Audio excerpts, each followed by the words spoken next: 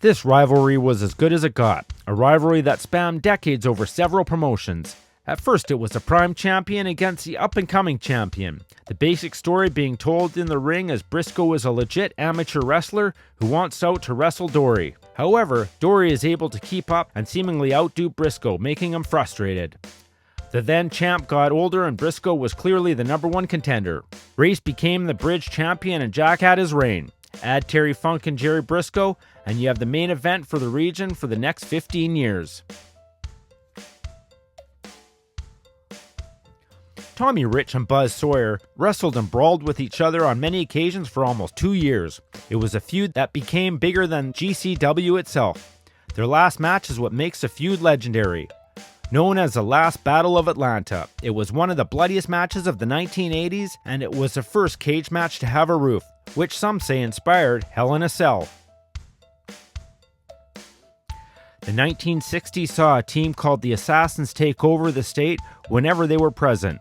A Georgia creation, they began wrestling in Atlanta in 1961 and would be there on and off through 1964.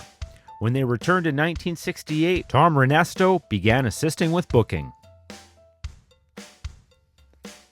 The NWA Georgia Heavyweight Championship was a major title in Georgia Championship Wrestling from 1963 until it was unified in 1981 with the NWA National Heavyweight Championship. The first title holder was Choo Choo Lin, who was crowned the champion on February 5, 1963. The Masked Superstar was the final champion when the title was officially retired and unified with the NWA National Heavyweight Championship. Notable champions during the era included Dick the Bruiser, Sputnik Monroe, Nick Bockwinkel, Fred Blassie, and Rocky Johnson.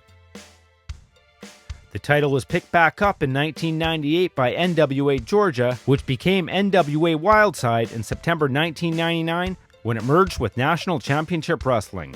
Along with this change, the championship became known as the NWA Wildside Heavyweight Championship. The title continued until Wildside ceased operations on April 30th, 2005.